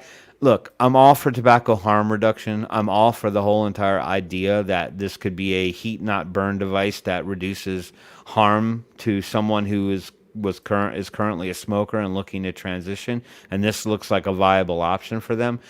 Personally, I'm just not interested in something that, you know, is basically taking a shortened filterless tobacco stick and heating it up and smoking effectively a tobacco again, even though it's not theoretically combustible at that point. It's more like vaporizing the tobacco leaf itself, but heat not burn. I don't know. Maybe if that's your jam, you might want to try one. I've heard they're disgusting. Tim, did you say X-Force or Vape Force? I said neither or nor. I said Logic Power and Logic Pro. Logic Pro. Okay. Yep. So I don't know. I'm sure something tells me they probably look a lot like the vape leaf. Could be, could not. I don't know. I've never searched for those products because I'm already beyond that. You know what I mean? I'm not the casual vapor who's stopping in at the gas station and picking his stuff up. So I hope this one doesn't make a comeback, because this is you wait till you see this picture. This is going way back in time in looks, man. All right. Jeez, I remember buying several things that look just like this. There's the Logic Pro, yeah. Kind of reminds me of like the Pro Vari or something like that. Yeah. Joke. All right, so that's basically that's kind of a closed pod type system. Yep. You just press the button and go. Yep. Probably throw it away. You probably buy the little tanks on the top or something like that, and they screw in or whatever. Hey, look, if there's something available for people, that's a positive thing. My takeaway on this was, do these types of devices change anything? Reason why I asked that question is because there's not a lot of vape companies out there making devices like the View Solo. Okay, the Cigalite things were more of a blue thing. They were more of the old style tech. I don't see a lot of companies that we're familiar with or that we interact with that make those Cigalite type devices. But they do make those pod type things. Like disposables are almost similar in that line. Do you think that the Enjoy Ace, the Logic Vape Leaf, products of that nature, the Pro or the Logic Power, do you guys think that sets a different precedent for other types of devices that are similar in style, pod level? Might see some of those now sneak through with non-tobacco, big tobacco companies. Do you think we'll see a change? It looks like that company's got flavors. Yeah, possibility. But my understanding that Logic only got their tobaccos through as well. And I know that they had various flavors in their line. They also had 6 milligram, 12, 18, 20. That's what it says, yeah. 6, 12, 18. Yeah, but they also had 24, 36 as well. So I'm not 100% sure what they've still in play. I think Enjoy also had a number of flavors as well, but they might be the only company to be able to actually get a menthol variant through because it's still under review.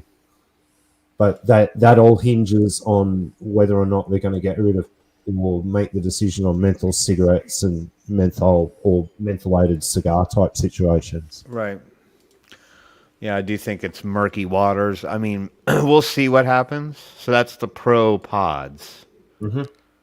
So they come in a 3-pack. and they look like they were 12 and 18, 12, 6, and 18. Yeah, 12, 6, 18, and you got tobacco, strawberry, berry mint. Yeah, cherry, watermelon, vanilla. Yeah, Manila. yeah, yeah, Vanilla. yeah. Vanilla. All right. Well, It's so very similar to a T18 device from memory. The whoever made that. all right. So there's that. There's that. There's that. So, I mean, maybe we have something to be positive about with these types of devices getting through. Time will tell, and we shall see. All right, let's move on to some more good news. Dun, dun, dun, dun, dun, dun. All right, let me scroll up. I think people can read that, but I'll make it a little bit bigger. All right, more doctors are recommending vapes due in part to patients' prompting.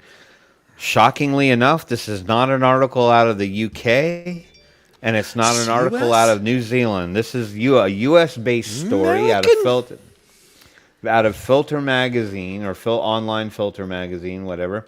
So a study that was published on the JAMA Network Open on the 15th of April found that more and more doctors now, more and more U.S. Sorry, excuse me, I'll rephrase that. Found that more and more U.S. patients who smoke are asking their doctors about e-cigarettes.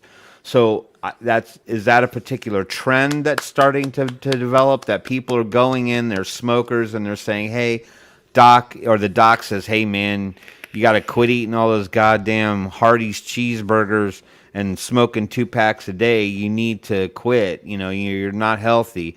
And they go, well, I heard about this thing called vaping. Yep. So I don't know if there's confidence that's being restored slowly but surely now that E-Valley is kind of come and gone. If people are talking to the right people to get their information, or they've just been interested the whole entire time and were afraid to talk to their doctor. But more patients are asking their doctors about vaping. And as a result, it has been learned that more physicians are recommending them, despite a large majority of doctors that remain misinformed about the basics of tobacco harm reduction. And I think there's a great argument that's made to that point, and I've seen it posted a couple times on Twitter. And you know how we always walk around and proudly say, well, yeah, but vaping's 95% safer than smoking, and it's all about harm reduction. That's what harm reduction is. It reduces the harm of the cigarette by use of the vape. And I've seen a couple people come back and question the person kind of arguing the point and saying, well, okay, fine, fuck it. For the sake of argument, it's not 95% safer. Let's say an e-cigarette is 50% safer. Isn't that good enough?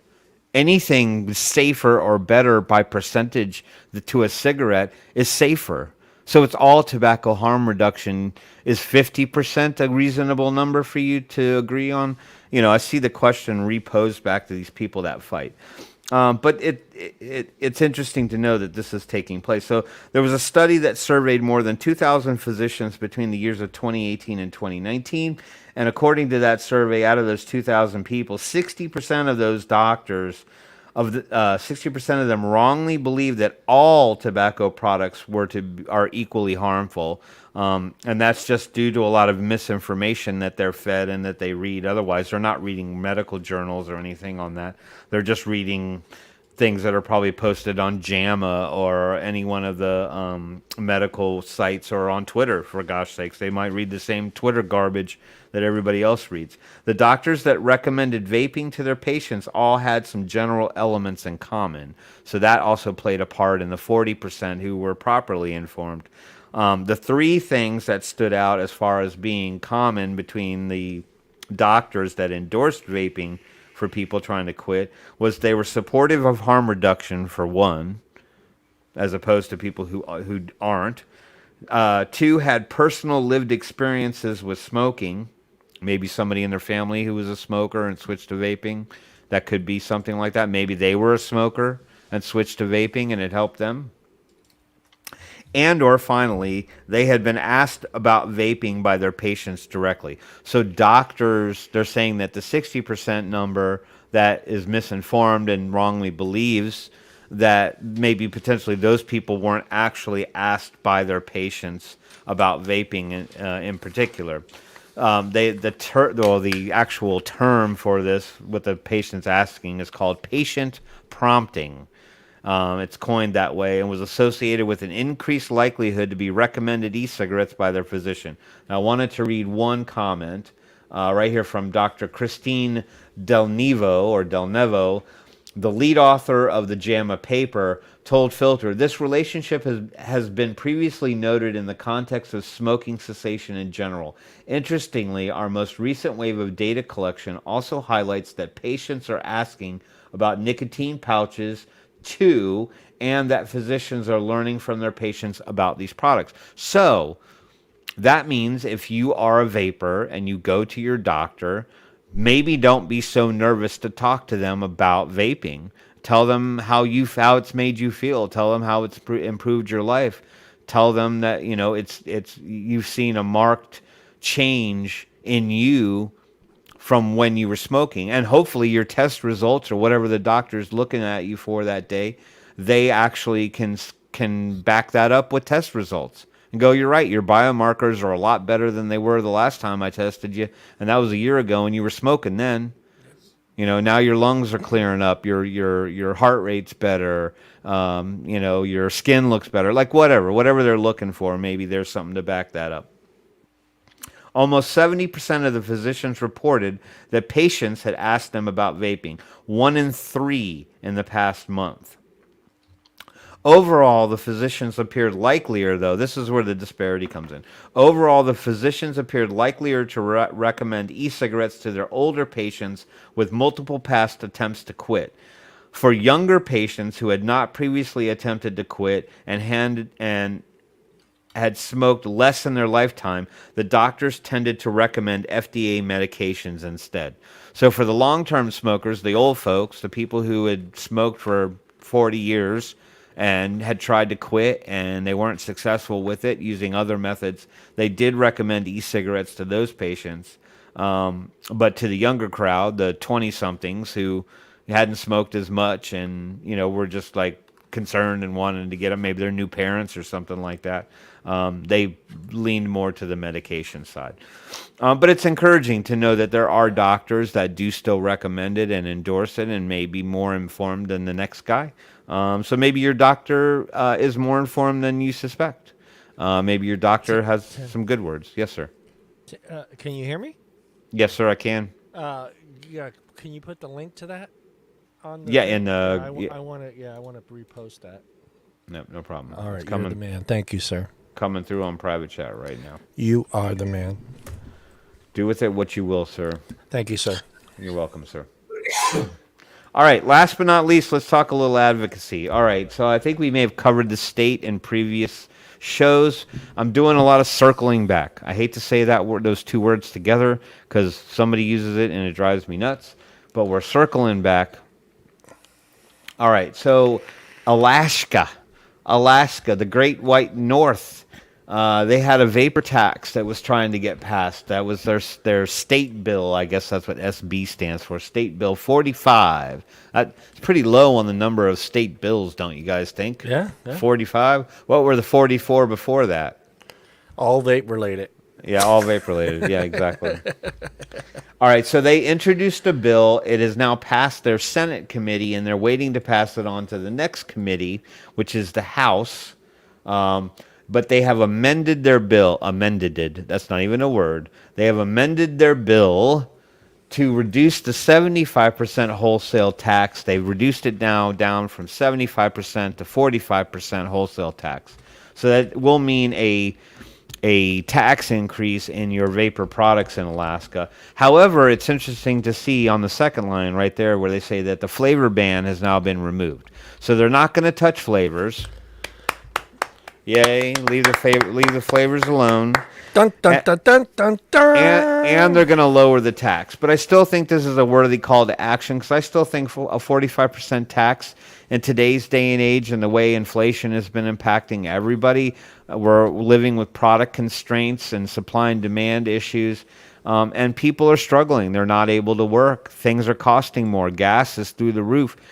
So now you're going to add a 45% wholesale tax on top of your vapor products that you can access that are going to help you to keep off of cigarettes, but you're No. going to hit people with a 45% tax. That's unacceptable, right? So I still think that it's worthy of anybody in Alaska, or it can help from an obscure perspective.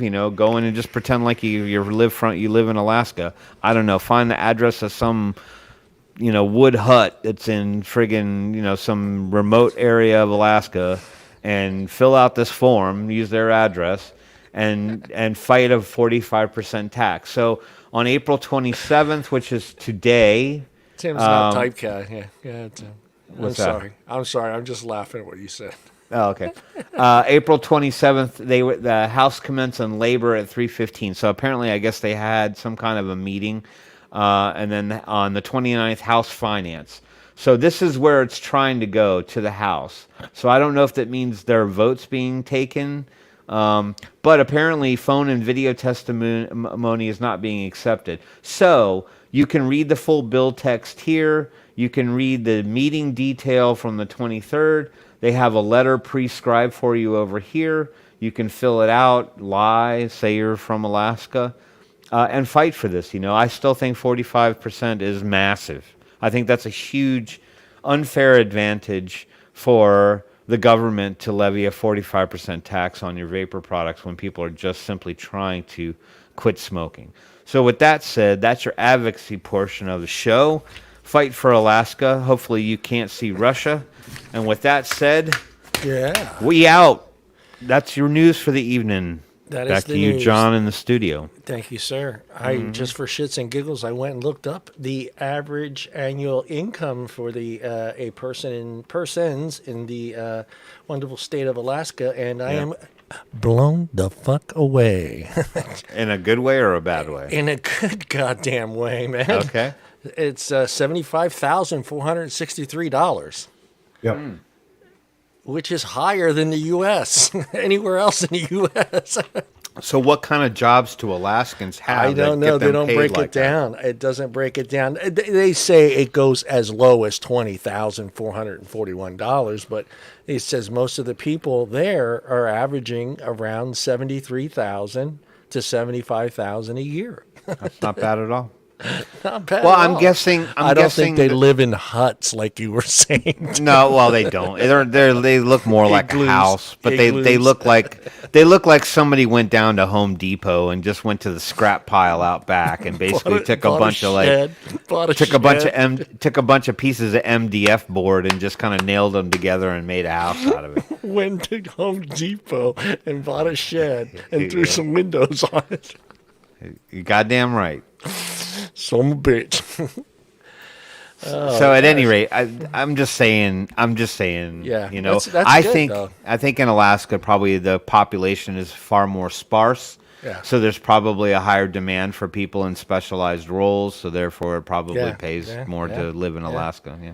Yeah, that's really high. But that's it. That's all I got tonight. Yeah, not bad. Thank you, sir, for the news and You're welcome. Coming up with some good news there. That's good news. We have to end the show with on a high note. On a high note, we had the doctor's article, which I went ahead and reposted on my own page because that's a great little piece of information. I think you should share with people that are always wondering. I have a lot of family members and friends that have worked for. United Way or whatever it is, the cancer or whatever it is. I forget what the name of the big one is. Paul, you know what I'm talking about, Tim? Cancer something. They work for some of the big cancer companies or cancer fundraising things. Yeah. Awareness. So I always post stuff like that when I see an article like that. So I know they read them when they see them. Sure. And I think it's a good article. It's something good. I think it sends a little bit of a message out there that there are some doctors out there that are willing to take a look at this, and hopefully more will do the same. It'd be nice. I also think that now Colin's book's widely available. I actually think quite a number of people in the US medical field are actually looking at that now. Yeah. And their colleagues are actually talking to other colleagues and going, you need to read this because this blows everything out of the water. This is well written, well researched, And I think now it's time that we do look at this. Yeah. I think it's good. Yeah, because I mean, he even said, I laughed when he said it. I remember when he said it. It's even a good gift to send to your doctor. I was like, okay, that's not a bad idea. It's smart marketing for himself, Yeah. but it's also a smart idea. Hey, we, everybody, I do it. I don't know if you guys do it, but the mailman and my doctor are like two people I do give Christmas gifts to because I get a card from them every year, and I usually bring them a bottle of wine or something like that. So why not, if you're going to spend $10, $12 on a bottle of wine, you might as well buy him a book that he can possibly read and maybe change his opinion towards vaping altogether. So it'd be good idea. Boys, you got anything else you want to throw out there real quick before we head on out of here? I'm good, man. We are Vape good. on, vape strong, all the usual stuff. Yep. We will have a guest next week. It will not be Allison. Allison, we'll try to bring her back on in a couple weeks. We do have a guest next week. I will let you guys know who it is. And hopefully we'll see everyone next Wednesday at 6 p.m. Pacific Standard Time. That's the only time that really matters. And thank you again, Tim. Thank you again, Paul. And we'll see everybody next Wednesday. And let me hit the right button. Bam.